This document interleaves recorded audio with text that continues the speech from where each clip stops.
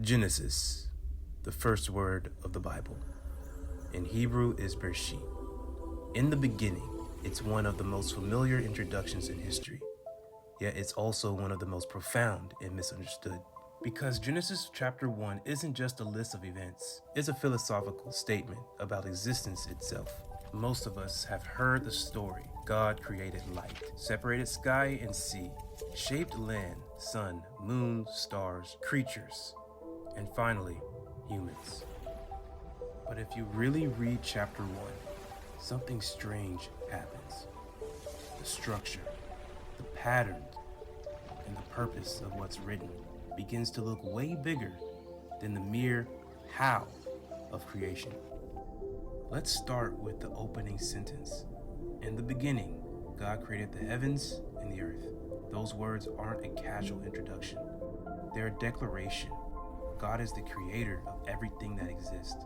Not just matter, not just life, but time, space, purpose, relationship, and meaning.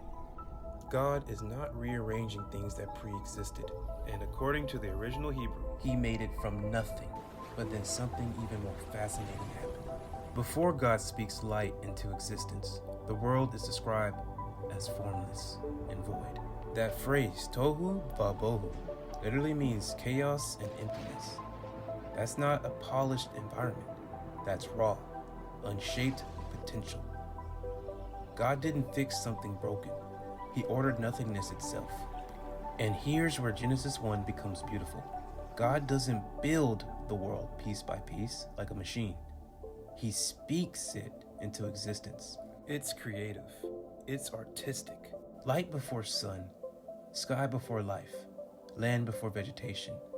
There's a rhythm here, not just a timeline. The pattern looks like someone composing music, not assembling furniture. And we see a repetition throughout the chapter. God speaks, things happen. God sees that it's good. That phrase, and God saw that it was good, shows us something deeper. Creation isn't just functional, it's valued. Every layer of the world was intentional, purposeful, and good. Which leads us to one of the biggest questions people ask about Genesis chapter 1. Are the 6 days literal, 24-hour periods? Some people say yes. Others say these days could represent larger periods of time, even symbolic phases of God's work. And honestly, the text itself doesn't resolve that debate for us. What matters most is why the story was written, to show that God created everything, and that creation has order, purpose, and meaning.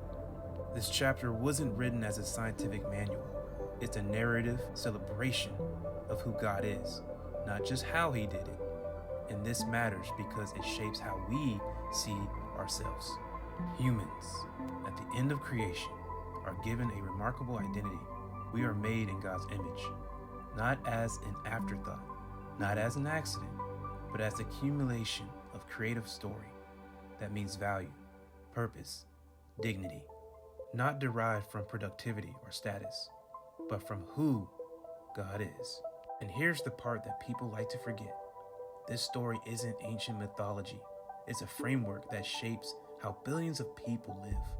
Think about meaning, morality, value, and why the world exists at all. It's a declaration that reality is not random, it's intentional.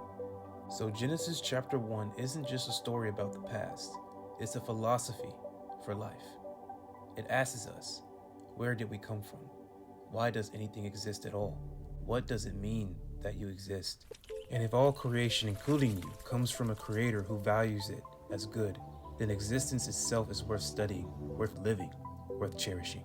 So the next time you hear, in the beginning, God created the heavens and the earth, don't let it flow by as a familiar phrase. Let it hit you. This isn't just an ordinary story. It's a declaration of purpose. It's God inviting us into a cosmos that has meaning, structure, beauty, and value. It's the foundation of everything that follows. And because that is the truth, then your life isn't random. It's part of a much bigger story.